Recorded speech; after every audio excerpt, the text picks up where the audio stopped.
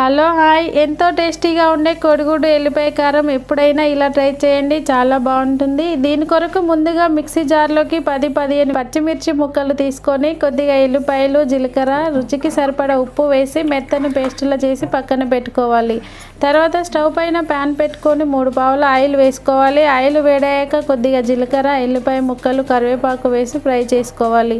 ఇలా ఫ్రై చేసుకున్న తర్వాత ముందుగా మిక్సీ పట్టి పక్కన పెట్టుకున్న పచ్చిమిర్చి పేస్ట్ వేసి ఒకసారి బాగా కలుపుకొని 5 నిమిషాలు మూత పెట్టి పచ్చివాసన పోయేంత వరకు ఉడికించుకోవాలి. చూసారు కదా, ఇలా ఉడికించుకున్న తర్వాత 4 ఎగ్స్ కొట్టి పోసుకోవాలి. తర్వాత 1 నిమిషం పాటు కలపకుండా మూత పెట్టి ఉడికించుకోవాలి. తర్వాత రెండో వైపు వేసుకొని కొద్దిగా పసుపు వేసి బాగా కలుపుకోవాలి. ఇలా కలుపుకున్న తర్వాత గరం మసాలా వేసి కొద్దిగా కొత్తిమీర వేసి కలుపుకోవడమే. ఎంతో రుచిగా ఉండే కోడిగుడ్డు ఎల్లిపాయ కారం రెడీ. ఇలా ట్రై చేశారంటే వారం రోజుల పాటు నిల్వ ఉంటుంది, చాలా బాగుంటుంది. తప్పకుండా ట్రై చేయండి.